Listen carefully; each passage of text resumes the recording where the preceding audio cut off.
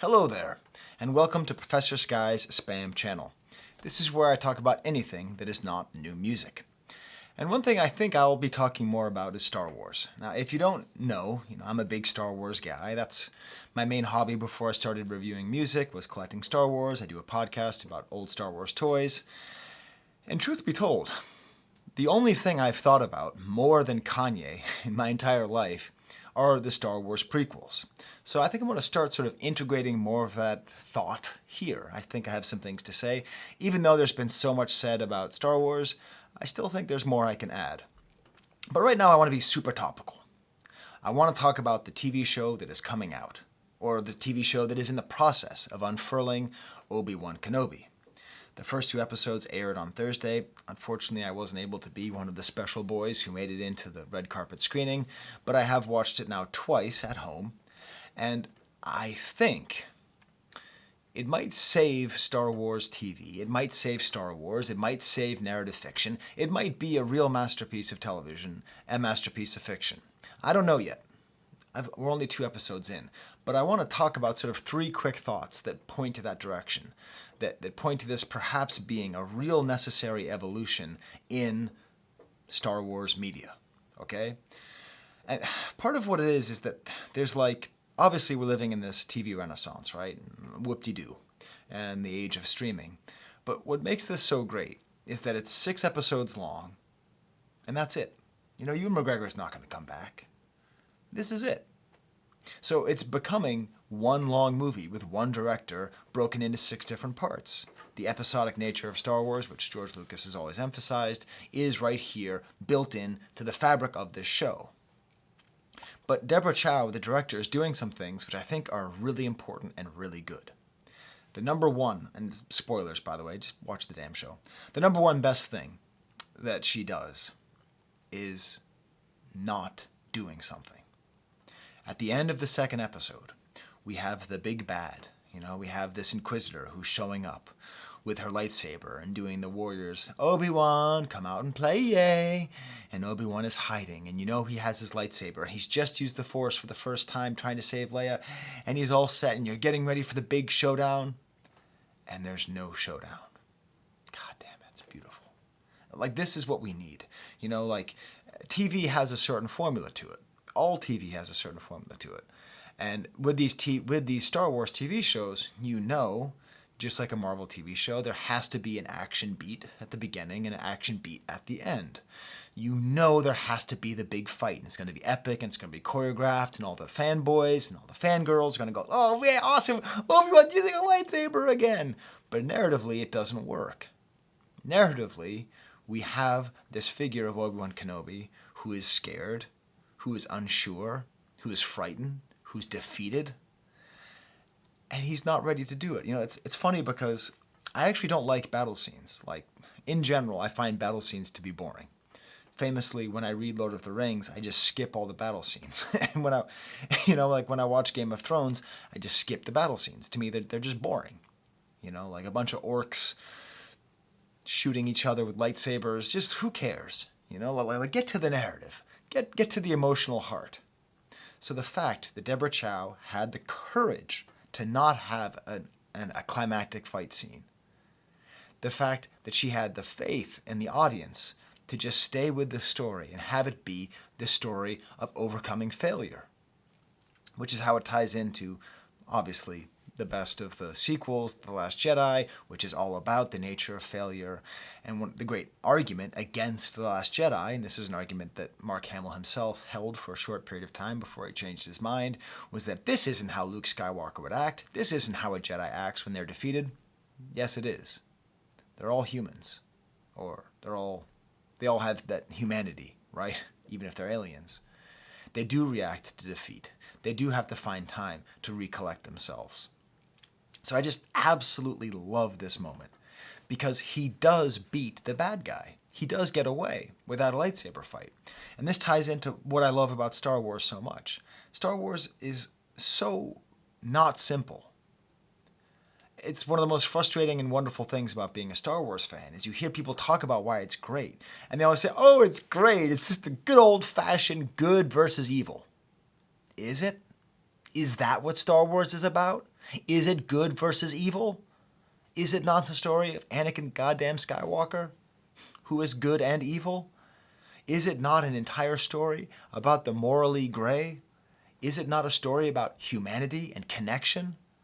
That's what Star Wars is about. It's never been about black versus white, good versus bad, ever, at any point. It has always been a nuanced take on the nature of power, compassion, humanity, human connection, all of these things. It's never been about good versus evil. What is it that wins? It's not Obi-Wan's goodness. It's that evil defeats itself. This is a whole theme. The Jedi hunt themselves, and the Inquisitors inquisit themselves. It is their ambition that murders them. It is their ambition that makes them lose. And that's a constant throughout the entire series. It's never that good triumphs over evil in Star Wars. That's not what wins. It's compassion triumphs over selfishness, over ambition. It's compassion over ambition. That's what it is. That's how Luke wins. That's how Anakin falls. That's how Obi-Wan wins. It's his compassion for Leia. It's his compassion for Luke that is keeping him here. And it's the Inquisitor's selfishness, her ambition to be the greatest of the Inquisitors, that leads her to kill the Grand Inquisitor to get distracted and not be able to kill. This is what Star Wars is about. Star Wars is not about lightsaber fights. Of course it is. Lightsaber fights are awesome, right? I have hurt my knuckles so many times having lightsaber fights with my brothers and then my kids. By the way, my kids are way more savage. But that's the beauty, and that's what Deborah Chow was able to do. And so when I watched this, and I was at the convention, I heard some grumblings about not being good enough action, not being good enough action. Hey, cram it with walnuts, buddy. We have so much action in Star Wars. We have action up to here, but a show that is so unafraid to just dive so deep into that concept of the power of the good is actually the power of compassion and selflessness. That's the true force of good. Okay. Second thing I love. Owen. Uncle Owen. Luke's adoptive father. Another thing that people don't understand about Star Wars is they say it's all about family. It's all about family. And they confuse that with biological determinism. This is a video which I'm going to make soon. I'm so obsessed with this idea that in 2005, I wrote an essay, and I just sent it to my friends. This was before I knew about YouTube, or before YouTube even existed. It's called Adoptive Parents Save the World, and it discusses the difference in the way that adoptive parents are treated in 1977 versus how they're treated in 2005, with the biographical addition of the fact that George Lucas has 3 adopted children. What does that do? What does that mean? Star Wars has never been about biological determinism. Of course, there is a biological component to the Force. There is biological components. It does have an influence. But really, we see Uncle Owen in this show doing what he's always done, which is be the person who protects and cares for Luke, and cares for him in a way that is realistic, that is not cartoonish, that is like painful, like you feel the pain for him as he's trying to protect his son from these influences, from this cosmic ballet that's happening above his head. Like Uncle Owen is really finally getting his due. He really is, as this great, true hero of Star Wars. If it weren't for Uncle Owen, what would have happened in Star Wars? I don't know. And then finally, I love the trick that you think it's going to be all about Luke, but it's actually all about Leia. It took me a while to get used to the actress who's playing Leia, but there's 2 scenes in this show that are my 2 favorite scenes in this show. And this goes back again to the question of, like, what is Star Wars about? It's about the Force, right? It's about the Force, And you see Luke, and he's pretending to be on a pod racer on top of his little moisture farm. But that's not it. Like Star Wars isn't necessarily about, or the Force isn't necessarily about the ability to lift rocks and make people float. Again, going back to The Last Jedi, this series feels like it's a very clear attempt to be a part of this sort of Last Jedi universe, this sort of larger understanding of what makes Star Wars great. which George Lucas gave us in the prequels and which Rian Johnson gave us in The Last Jedi, this feels like it's in that realm because Leia shows off her Force skills, which is just her wit.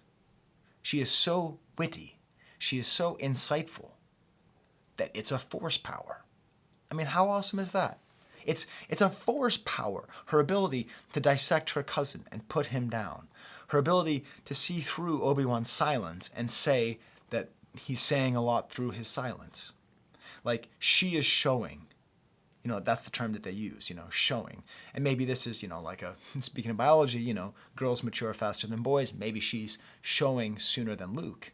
But she's not showing by her ability to jump and do flips with a frog on her back. She's showing her Force abilities just with her insight, her ability to lead, her ability to rebel, all of these things all at once. So I don't know. Was this an interesting video? Do you want to see more Star Wars content on this channel? Do you want to see my large video essay about adoptive parenting in Star Wars?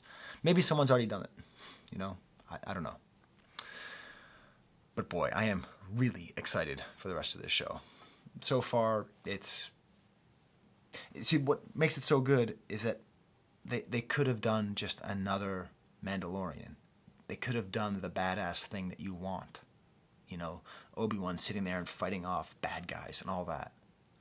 But much like Rian Johnson and much like George Lucas himself, they know, Deborah Chow knows what you want, but knows that sometimes it's more valuable not to get it. All right, I'm in my office. I just responded to 120 emails. 120 emails I got while I was away. That was my little reward for this video was my reward for doing all that work. But now I have to get back to it. Annual reports. Okay, there's the camera.